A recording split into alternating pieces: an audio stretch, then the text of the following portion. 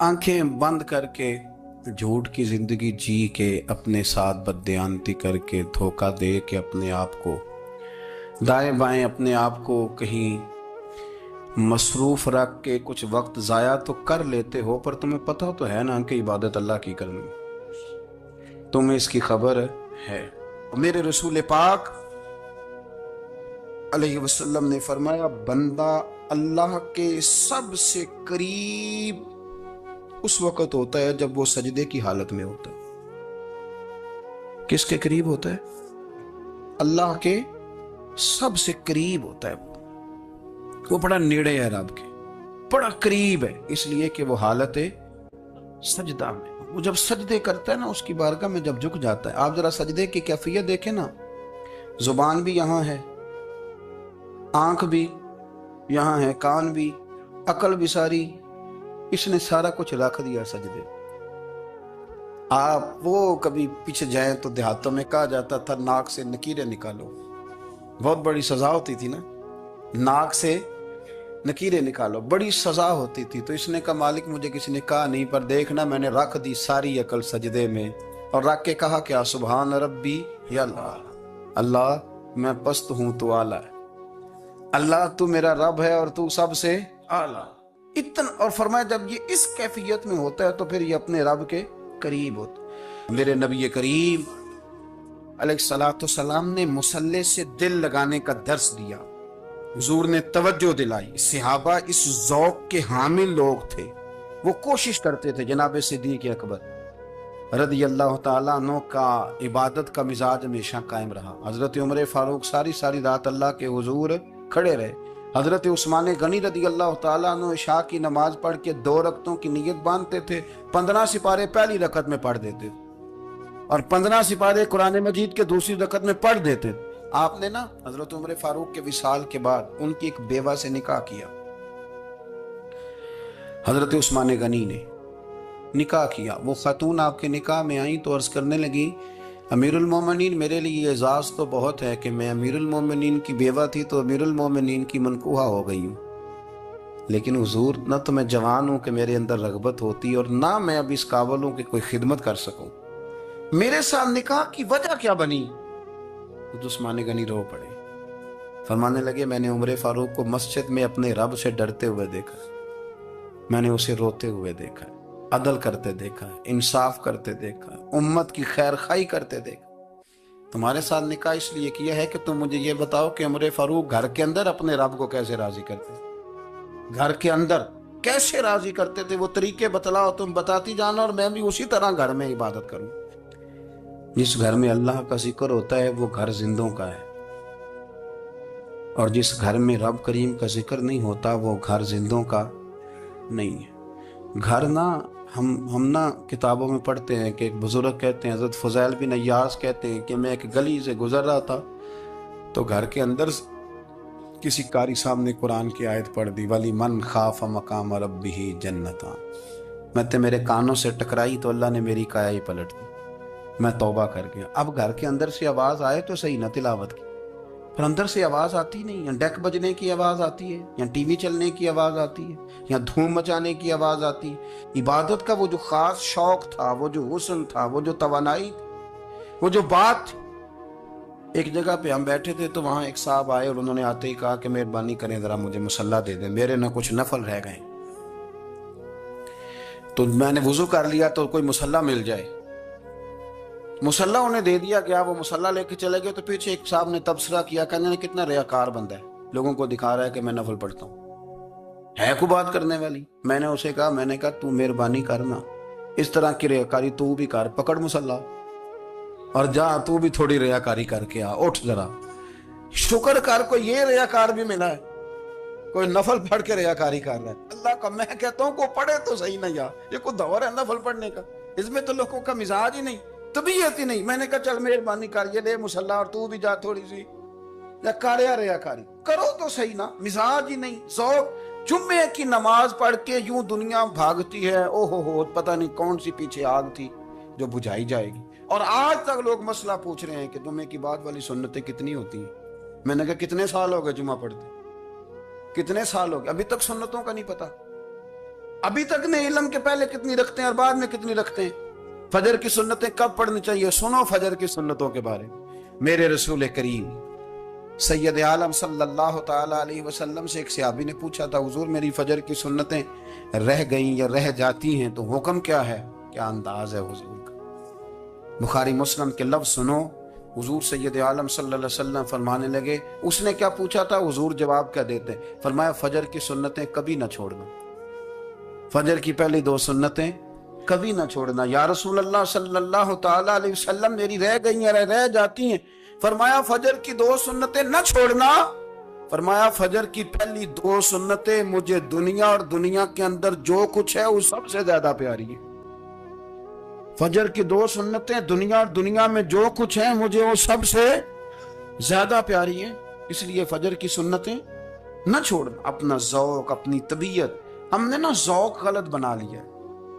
اگر 20 بندے کہہ بھی دیں گے تو نے بڑی شاندار تلاوت کیا تو کیا اس سے بنے گا؟ 100 بندہ کہہ بھی دے تیری کیا بات ہے، کیا بات ہے نعت خاں کی، کیا بات ہے علامہ صاحب کی، پیر صاحب کی، پیر مہر علی شاہ صاحب رحمت اللہ علیہ. آپ تشریف فرما تھے تو آپ کے ایک ہی بیٹے بابو جی جن کو کہا جاتا ہے، جس دن صاحبزادے پیدا ہوئے تو خادم نہ وہاں سے نکلا. ان لوگوں کے شوق اور طرح کے تھے نا، تو ان کی توجہ بھی اپنے شوق کی طرف رہتی. تو خادم نکلا اندر سے، پیر صاحب مبارک ہو، پیر صاحب مبارک ہو، پیر صاحب مبارک ہو، پیر صاحب مبارک ہو. شور کر رہے تو پیر صاحب کو وجد ہو گیا. اللہ اکبر، اللہ اکبر، اللہ. کیا ہوا؟ کس بات کی مبارک دے رہے ہو؟ اس کی حضور اللہ نے بیٹا دیا. تو آپ فرمانے لگے اچھا حضور آپ کیا ہوا؟ آپ تو پریشان ہو گئے. فرمانے لگے جب تو نے 3 دفعہ کہا نا مہر علی کو مبارک ہو تو میں سمجھا تھا شاید تجھے کسی نے بتا دیا ہے کہ مہر علی سے اللہ راضی ہوگی. میں سمجھا تھا کہ شاید تو یہ خبر لے کے آیا ہے کہ کسی نے بتایا ہے کہ مجھے آج خبر ملی ہے کہ مہر علی سے رب اچھا پتر ہوا ہے. الحمدللہ، اللہ کا شکر ہے. پر میرے لیے مبارک کا دن وہ ہوگا جب میرا رب کہے گا کہ میں مہر علی سے راضی ہوں. میرے محبوب کہیں گے کہ میں مہر علی سے. آپ بات کو سمجھیں. شوق ہی کسی اور طرف تھا، دل ہی کہیں اور لگا ہوا تھا، طبیعت ہی کہیں اور مائل تھی. کوئی وظیفہ پوچھتے تھے تو پڑھتے تھے وہ لوگ، کچھ اللہ اللہ انہیں بتائی جاتی تھی تو کرنے کا ذوق رکھتے تھے، طبیعت تھی، قائل تھے. حضرت ربیع کہتے ہیں میں بڑی دور سے سفر کر کے گیا حضرت اویس کرنی سے ملنے، بڑی دور سے. اور جب میں پہنچا تو فجر کا وقت تھا. تو حضرت اویس کرنی کو میں نے پا لیا تو وہ نماز پڑھ کے نا قرآن شریف لے کے بیٹھ گئے. فرماتے ہیں اشراق چاشت کا وقت ہوا تو نفلوں کی نیت باندھ لی. محدث ابن الجوزی نے لکھا ہے، فرماتے ہیں پھر جب زوال کا وقت ہوا تو مسجد میں جھاڑو دینے لگ گئے. زور کی نماز پڑھ کے تو عصر کی تیاری تک وہ مسجد میں بیٹھے رہے. اور میرے نبی پاک علیہ السلام نے فرمایا جو نماز کے انتظار میں بیٹھا ہو وہ نماز ہی میں ہے، وہ نماز ہی میں ہے. فرمایا میری دنیا، میری امت کی جو رہبانیت ہے نا وہ اتنی ہے کہ نماز کا انتظار کرے. اذان کے بعد نماز کا یہ راہب ہے، یہ اس وقت چھوڑ کے بیٹھے ہیں سارا کچھ. فرماتے ہیں عصر تک انہوں نے اللہ اللہ کی، پھر مغرب تک کی، عشاء کی نماز ہوئی تو نماز پڑھی تو وہ تھک گئے. اب مجھے وہ فارغ ہوں مصلی چھوڑے تو میں ملاقات کروں نا. کہ آپ حیران نہ ہو کہ اتنی دیر بندہ کیسے اللہ اللہ کر. ہم نے کی نہیں نا اس لیے ہم پریشان ہیں. جو عادی ہوتے ہیں وہ کر بھی لیتے ہیں. وہ یہ کام، میری بات کی سمجھ آ رہی ہے؟ جب جاتے ہو کسی دفتر میں تو 8 گھنٹے کھڑے رہ لیتے ہو نا، مجبوری ہوتی ہے تو کھڑے رہا جا سکتا ہے. پاسپورٹ کے دفتر بولیے، امیگریشن کی لائنوں میں، اور میں نے تو ایمبیسیوں میں بندے 12 گھنٹے پہلے جا کے کھڑے دیکھے، رہ لیتے ہیں کھڑے. تو اگر ان کاموں کے لیے رہا جاتا ہے تو اللہ رسول کے لیے بھی کھڑے رہا جا سکتا ہے. تو فرمانے لگے کہ جب عشاء کی نماز کے بعد آخر انسان تھے، تھک گئے، نیند کا غلبہ ہوا تو تھوڑی ایسے آنکھ بند ہوئی تو کھلی تو رونے لگے. حضرت ویسے کرنی رو کے کہنے لگے مالک مجھے غافل تو نہ کر، ابھی میں نے کیا بھی کچھ نہیں، دن ختم ہو گیا، کوئی نفل نہیں، کوئی اللہ اللہ نہیں، اللہ مجھے غافل نہ کر، میری مدد فرما. فرماتے ہیں جب وہ روئے تو میرے ساتھ جو شخص تھا میں نے کہا اٹھو چلیں. کہنے لگا حضور ملنا نہیں. فرمایا جو میں لینے آیا تھا وہ مجھے مل گیا ہے، جو میں ان سے سیکھنے آیا تھا وہ مجھے نصیب ہو گیا، اب اور میں نے کیا لینا، ختم ہو گئی بات، اٹھو چلیں. اللہ کے بندوں نے حضرت ربیہ بن کعب اسلمی رضی اللہ تعالیٰ عنہ فرماتے ہیں کہتے ہیں جب بنو قریظہ اور بنو نذیر یہودیوں کے ساتھ حضور علیہ السلام نے جنگ کا اعلان فرمایا تو وہ دشمن ہو گئے. ہمیں خطرہ تھا کہ وہ رات کو کہیں محبوب کو تکلیف نہ دیں، تو کچھ لوگ نا تلواریں لے کے نبی پاک کے دروازے پہ پہرے داری کرتے تھے. گن مین رکھنا حرام نہیں، اگر کسی کو واقعی خطرہ ہو تو اس کے لیے سنت بھی ہے. حضرت علی المرتضیٰ تلوار لے کے حضور کے گھر کا پہرا دیتے تھے. حضرت ربیعہ بن کعب اسلمی رضی اللہ تعالیٰ عنہ فرماتے ہیں کہ رات میری ڈیوٹی تھی کہ میں حضور کے گھر کا پہرا دوں گا، تو فرماتے ہیں میں باہر سن رہا تھا، ساری رات ہی میرے نبی پاک نے اللہ کی تسبیح پڑھی. ساری رات، کبھی تسبیح، کبھی تحلیل، کبھی تحمید، کبھی تکبیر، ساری رات. فرماتے ہیں ساری رات حضور پڑھتے رہے اور ساری رات ہی میں سنتا رہا. مجھے اونگ آ گئی، میری آنکھ لگ گئی، حضور ابھی پڑھ رہے تھے، میں تھک کے سو گیا. اور فرماتے ہیں جب میری آنکھ دوبارہ سے کھلی تو میرے کانوں میں پھر کوئی چیز گونجی، تو میں نے کان لگایا تو میرے حبیب ابھی بھی اللہ کو یاد کر رہے. ساری رات حضور رب کی عبادت کرتے. اسی لیے تو کہا یا ایھا المزمل قم اللیل الا قلیلا. حبیب ساری رات تو نہ جاگا کر، تھوڑا آرام بھی کر لیا کر. میرے بھائی اپنا مصلی، اپنی عبادات، اپنے وظائف، اللہ اللہ جو آپ نے کسی سے سیکھی ہے اس کو کبھی کمزور نہ ہونے دیں. شجرہ شریف جو کسی بزرگ سے آپ لے لیتے ہیں تو کیا رسم ہے کوئی؟ اس پہ کچھ لکھا ہوتا ہے، وہ پڑھنے کے لیے دیا جاتا ہے. اس پہ لکھا ہوتا ہے کہ یہ اللہ اللہ آپ نے کرنی ہے. انسان پر اگر کوئی شخص نیکی کر دیتا ہے، احسان کر دیتا ہے، تو انسان اس کے سامنے پھر گردن نہیں اٹھا سکتا. یار یہ میرے مشکل وقت کا دوست ہے، اس نے میرے ساتھ نیکی کی ہے. کبھی بھی گردن نہیں اٹھائے گا، جھکا کے رکھے گا. تو اگر عام کوئی نیکی کر دے تو اس کے سامنے انسان کبھی گردن نہیں اٹھاتا. تو جو رب ساری نعمتیں عطا فرمائے، جو کہے کہ تیری تخلیق میں نے کی، تجھ سے پہلوں کو بھی پیدا میں نے کیا، تیرے لیے زمین کا بچھونا بھی میں نے بچھایا، آسمان کی چھت بھی میں نے لگائی، تیرے لیے زمین سے ساری اناج کو، پھل کو، کھیتیوں کو نکالا بھی تیرے لیے. اب تو اس طرح کر کہ تو میری عبادت کر، تو میری بارگاہ میں جھک جا. بہت سارے نشے لوگوں کو لگے ہوئے ہوتے ہیں. ہر آدمی کوئی نہ کوئی نشہ کرتا ہے. کوئی دولت کا کرتا ہے، کوئی شہرت کا کرتا ہے، کوئی اپنی تعریف کا نشہ کرتا ہے. دو چار لوگوں سے تعریف سن کے مطمئن ہو جاتا ہے. ناراض تو نہیں ہو گیا اس جملے سے؟ آپ کرتے ہیں لوگ دولت کا نشہ بھی. یہ جب نقصان ہوتا ہے تو بندے بیمار نہیں ہو جاتے؟ پیسے ڈوب جاتے ہیں تو لوگ بیمار نہیں ہو جاتے؟ تو اس کا مطلب یہ ہوتا ہے کہ نشہ ٹوٹ گیا ہے. بہک ہوئے ہیں نا تھوڑے سے تو کانپتے ہیں، تڑپتے ہیں، پریشان. نشہ ہی اسی طرح ہی کرتا ہے نا، نہیں ملتا تو پریشان ہوتا ہے. یہ سارے نشے ہیں، مختلف قسم کا نشہ. ہم مانتے نہیں اس بات کو، تسلیم نہیں کرتے، کیونکہ تسلیم کرنا بڑا مشکل کام ہے. اس کے لیے تو بڑی ساری چیزیں جو ہیں وہ دبوچ کے اور بڑی سارے رستے پھلانگ کے آنا پڑتا ہے. تو بڑا مشکل ہے ماننا، ورنہ کرتے ہیں ہم. ہمارا مزاج ہے. یہ گھومنے پھرنے کا، دنیا دیکھنے کا بھی ایک نشہ ہے. یہ بہت ساری باتیں کرنے کا بھی ایک نشہ ہے. گپ شپ کا بھی ایک نشہ ہے. دو چار لوگوں کی جب تک پگڑیاں نہ کھول لیں، بعض لوگوں کو نیند نہیں آتی. یہ غیبت کا، چغلی کا، بددیانتی کا، یہ بھی ایک نشہ ہے. اس پر ملا رومی رحمت اللہ نے بڑا کلام لکھا ہے. وہ کہتے ہیں مانگ کے کھانے کا بھی نشہ ہے. مانگ کے کھانے کا بھی نشہ ہے. وہ کہتے ہیں کہ ایک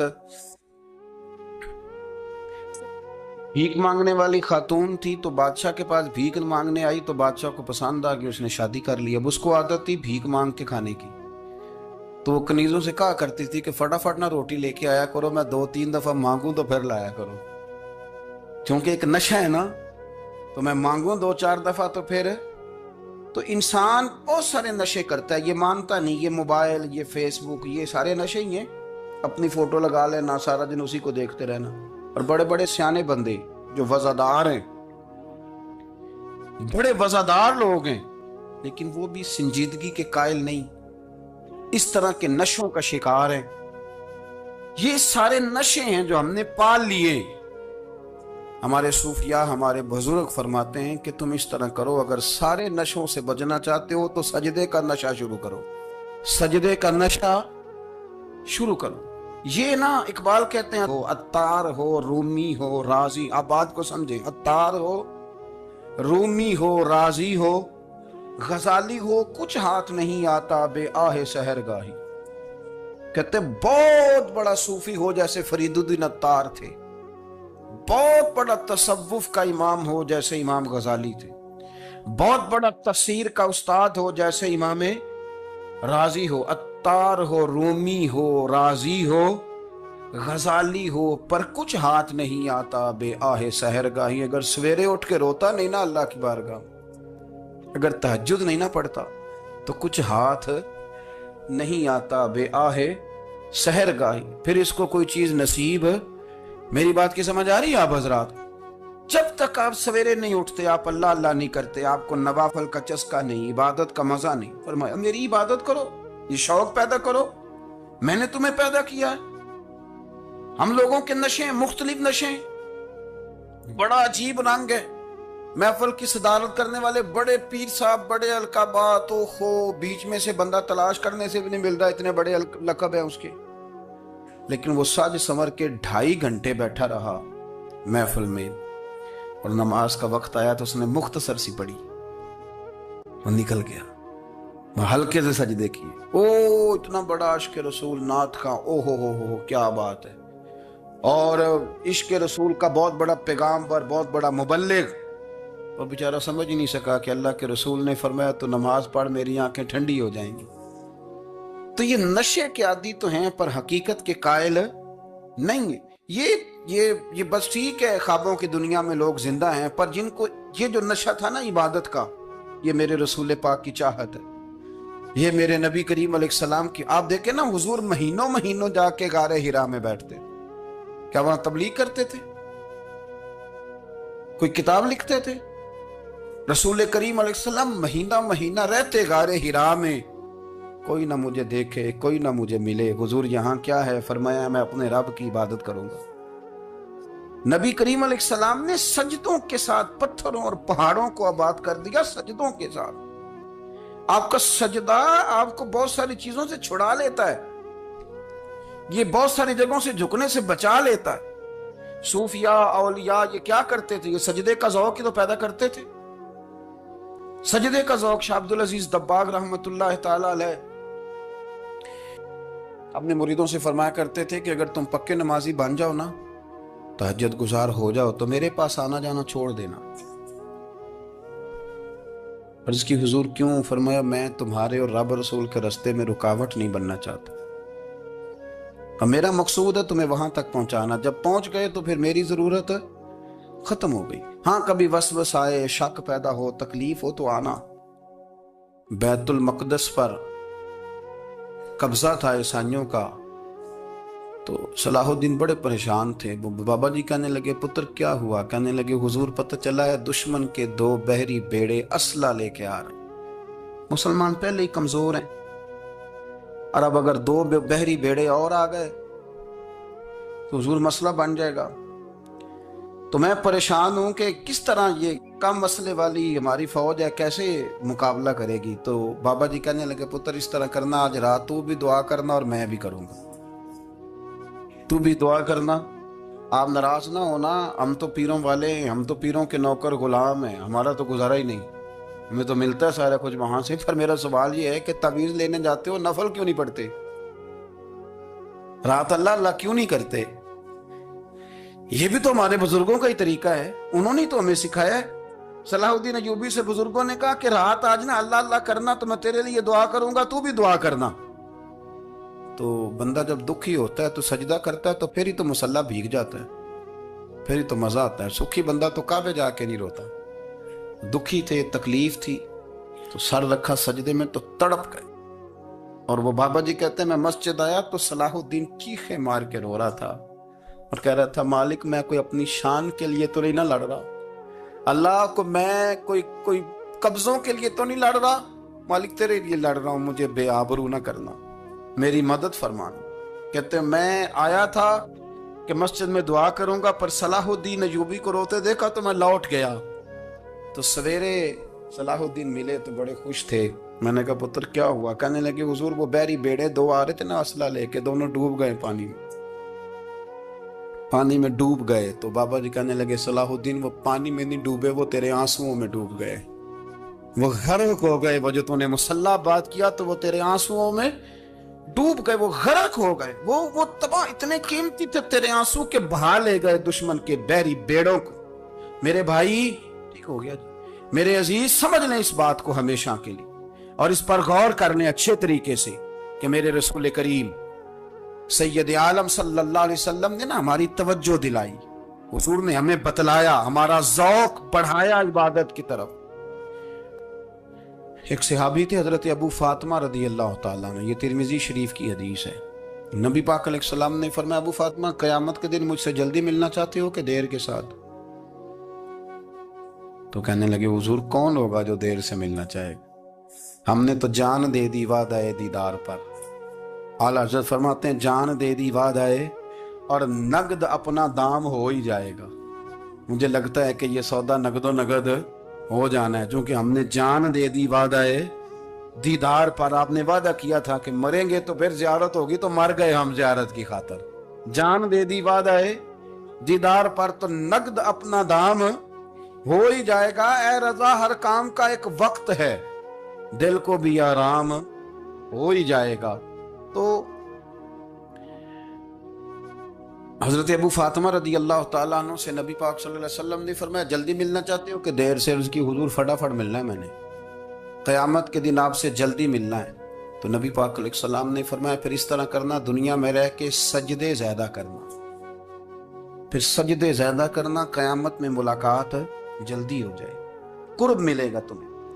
अपने बच्चों के अंदर देखे ना, हम शौक़ पैदा करते हैं, हमें सही लफ्ज़ नहीं बोलने आते पर हम बच्चों में शौक़ पैदा करते हैं कि पुत्र डॉक्टर बन जाएगा तो बड़ा नफ़ा करेगा, तो लोगों की खिदमत करेगा, मुल्क और मिल्लत की खिदमत करेगा, तेरे अब्बा का नाम रोशन होगा, तेरे दादा की तारीफ़ें होंगी। हम ये ज़ौक़ पैदा करते हैं। हम अपने नौजवानों के अंदर ये फ़िक्र पैदा करते हैं, उन्हें हम समझाते हैं कि मियाँ जब तुम पढ़ोगे मेहनत करोगे तो फलां आदमी की तरह तुम्हारा नाम होगा।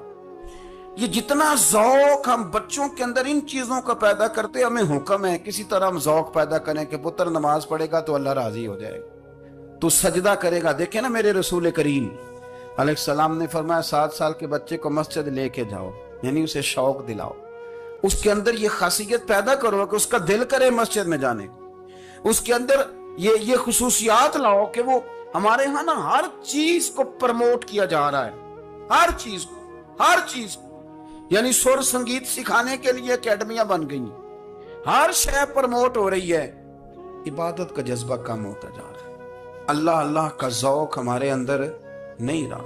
और इतना मुश्किल हमने अपने लिए बना लिया है कि वो बंदा जो बड़ी जबरदस्त मजहबी गुफ्तगू कर रहा था और तगड़ी बात कर रहा था, क्या बात है, लेकिन नमाज के बारे में कमजोरी दिखा जाता है, नवाफल के बारे में वो चुपके से निकल जाता है। इमाम अहमद बिन हंबल रहमतुल्लाह ताला अलैह, मुस्नद इमाम अहमद बिन हंबल 14 जिल्दों में है मार्केट में, और मुझे तो खैर पसंद ही बड़ी है, मैंने तो कई दफ़ा पढ़ी है। और क्या बात है इमाम अहमद बिन हंबल की, कैसे तगड़े किस्म के मुहद्दिस थे और अल्लाह ने कितना उन्हें एजाज़ अता फरमाया हुआ।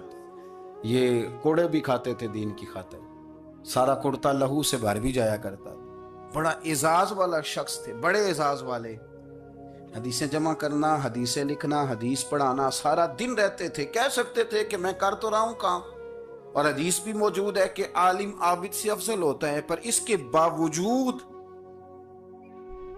इमाम अहमद बिन हंबल रहमतुल्लाह अलैह 300 नफल फर्ज नमाजों के अलावा पढ़ा करते थे, 300 नवाफिल रोज पढ़ा करते थे। उनके बेटे ने कहा अब्बा जी मकान खरीदना है तो वो जगह कहाँ करके लूँ, बहुत सारी आबादियां, तो फरमाया पुत्र वहां लेना जहां मस्जिद करीब हो।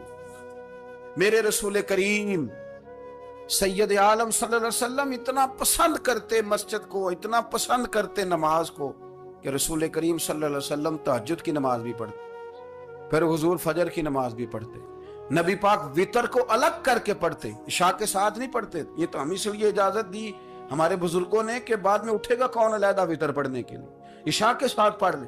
वितर पढ़ते, तहज्जुद पढ़ते, फजर पढ़ते, इशराक पढ़ते, चाश पढ़ते, फिर मगरिब की नमाज के बाद 6 रकात अवाबीन पढ़ते, پھر رات کو صلاۃ اللیل پڑھتے. سیدہ عائشہ صدیقہ کہتی ہیں زمانہ سو جاتا اور میرے رسول مصلی بچھا کے کھڑے ہو جاتے. او یار کھیتی باڑی کر کے نہیں, محنت مزدوری کر کے نہیں. جناب عائشہ کہتی ہیں میں یہ بھی دیکھتی کہ حضور ایک آیت شروع کرتے تو ساری رات اسی کو پڑھتے, اور میری نظر جاتی تو قدم مبارک پہ ورم آ جاتا. یار نماز پڑھ پڑھ کے, اتنی مشقت کر کے, اتنی جد و جہد کر کے ورم آ گیا. یا رسول اللہ اتنی محنت کیوں کرتے ہو؟ فرمایا افلا اکون عبدا شکورا, کیا میں اپنے رب کا شکر گزار بندہ نہ بنوں؟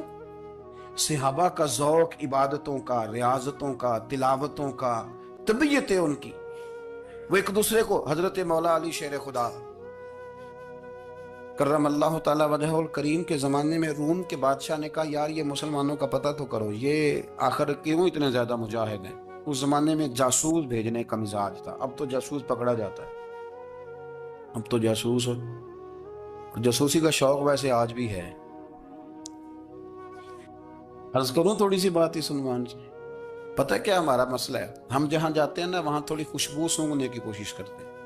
وہ کیا ہے تو یہ کیا ہے تو ادھر کیا ہے تو تھوڑا سا ادھر کیا ہے. میرے رسول پاک پڑھیے درود شریف, سارے پڑھیے ذرا زور سے, صلی اللہ تعالی. نبی پاک علیہ السلام نے فرمایا جاسوسی نہ کرنا ورنہ تم بندوں کو خراب کر دو, اور فرمایا اس طرح نہ ہو کہ تم کسی کے آپ کھول نہ نکلو تو تمہارے پہلے کھول جائیں. یہ جو ذوق ہے نا یہ ختم کریں, چھوڑیں. مطلب آپ کس چکر میں پڑے ہوئے ہیں, اتنی زیادہ توجہ کرنے کی کیا ضرورت ہے. نے کام سے کام رکھیں, اس میں بندہ تھوڑا سا نا آسان رہتا ہے. یہ جو بہت زیادہ ٹٹولنے والے لوگ ہوتے ہیں نا وہ بےچارے پھر عمر ٹٹولتے ہی گزار دیتے ہیں, اس لیے کہ مزاج ہی بہت پکا ہے. بوری کا منہ کھول کے اندر تک ہاتھ ڈالنا, تو پھر کئی دفعہ سامنے سے بچھو بھی لڑ جاتا ہے, خرابی ہوتی.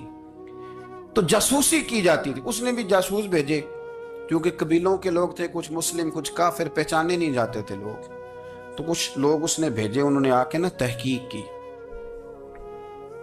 ریسرچ کری کہ آخر ماجرا کیا ہے. تو واپس جا کے انہوں نے رپورٹ دی نا روم کے بادشاہ کو. اس رپورٹ کا ایک جملہ بڑا شاندار ہے. وہ کہنے لگا بادشاہ ہمیں مسلمانوں کی کوئی سمجھ نہیں آئی, ہمیں کوئی سمجھ نہیں آئی. انہوں نے کہا کیوں نہیں سمجھ آئی؟ کہنے لگے یار عجیب بندے ہیں, جب رات مصلی پہ بیٹھتے ہیں تو یوں لگتا ہے ان کا دنیا سے رشتہ ہی کوئی نہیں, کوئی کسی کو نہیں جانتا. کوئی اپنے دکھ سنا کے رو رہا ہے, کوئی اپنی بات کر کے رو رہا ہے, لگتا ہے کہ ان کا کوئی رشتہ ہے ہی نہیں جب مصلی پہ بیٹھتے ہیں. اور فرمایا جب سویرے یہ جہاد کرنے نکلتے ہیں تو لگتا ہے ان سے زیادہ دلیر ہی کوئی نہیں.